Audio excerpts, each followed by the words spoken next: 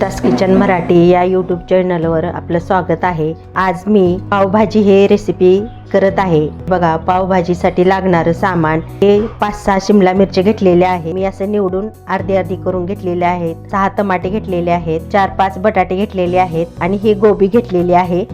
आता मी ही स्वच्छ धुवून घेत आहे। हे बघा, मी स्वच्छ असं पाण्याने धुवून घेत आहे। ह्या कुकरच्या भांड्यामध्ये असं टाकायचं आहे।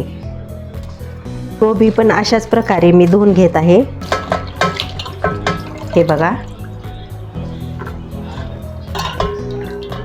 एकदम छान असे धुवून घ्यायचे। ह्याला माती असते त्याच्यामुळे आपल्याला असं छान धुवून घ्यायचं आहे। असं काढून घेतलेलं आहे स्वच्छ। आता एक तांब्या मी पाणी ह्याच्यात टाकून घेत आहे। दुसरा तांब्या अर्धा टाकून घेत आहे। जणू करून हे पाणीच आपणाला कामी येत असते। पुन्हा भाजी करताना हेच पाणी आपणाला वापरायचं आहे। हे बघा, आता मी गॅसवर ठेवत आहे। हे आता चालू करून घेत आहे गॅस आणि आपणाला आता ह्याच्यावर 3 शिट्ट्या करून घ्यायचं आहे। बघा, अशा प्रकारे छान असे उकडलेले आहेत। बटाटे पण छान उकडले आहेत। हे बघा, मी एक एक करून सगळे काढून घेत आहे चाळणीमध्ये।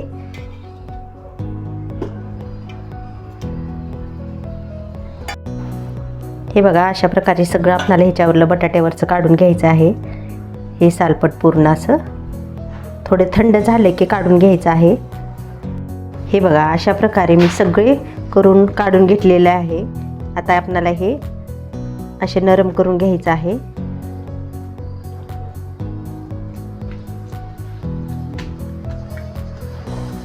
आता असं मिक्स करून घ्यायचं आहे आपल्याला सगळं।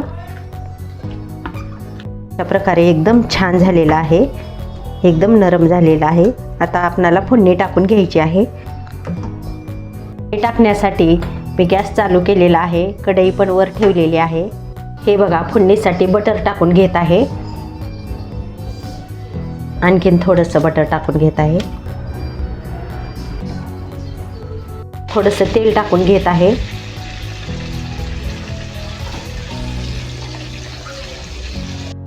हे बघा, तेल गरम झालेलं आहे। 1 चमचा जिरे मोहरी टाकून घ्यायचं आहे। थोडासा लसूण टाकून घ्यायचा आहे।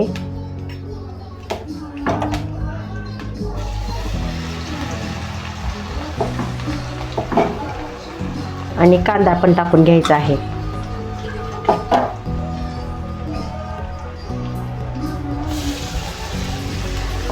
कांदा पण टाकून घ्यायचा आहे।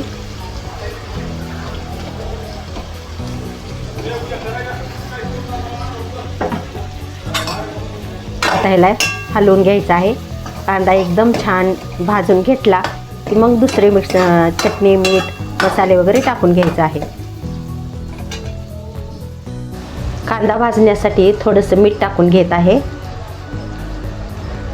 मीठ थोडं टाकलं ना, कांदा एकदम पटकन लवकर भाजतो।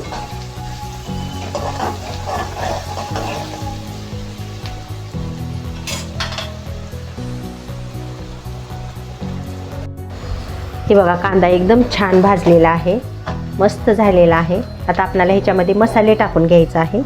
हे बघा, थोडीशी हळद टाकून घेत आहे। 1 चमचा धना पावडर टाकून घेत आहे। 1 चमचा लाल तिखट टाकून घेत आहे। आणखीन अर्धा चमचा घेत आहे, म्हणजे 1.5 चमचा चटणी टाकून घेतलेली आहे। आता आपल्याला ह्याच्यामध्ये 2 चमचे पावभाजी मसाला टाकायचा आहे। छान एकदम मस्त झालेली आहे। हे बघा, अशा प्रकारे तळलेली चटणी आहे। आता आपल्याला ह्याच्यामध्ये थोडीशी कोथिंबीर टाकून घ्यायचं आहे।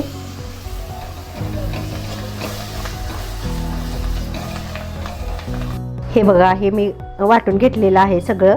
आता हे जे पाणी मी निथळून घेतलेलं होतं कुकरमध्ये टाकलेलं, तेच पाणी मी ह्याच्यात टाकून घेत आहे। आणि आपल्याला हेच पाणी पावभाजीमध्ये टाकून घ्यायचं आहे। हे बघा, मी आता हे पावभाजीचं सगळं मिश्रण मी टाकून घेत आहे।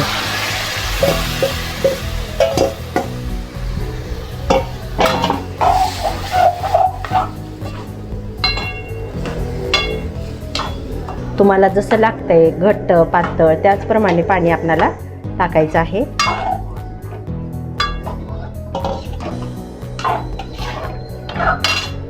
हे जे उरलेलं पाणी आहे ते पण मी टाकून घेत आहे।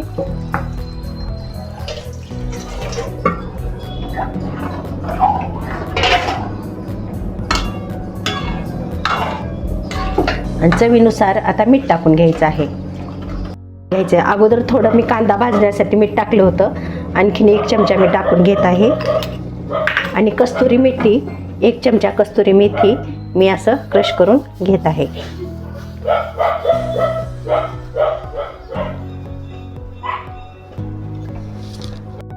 हे बघा असं एकदम आपल्याला हलवून घ्यायचं आहे मस्त.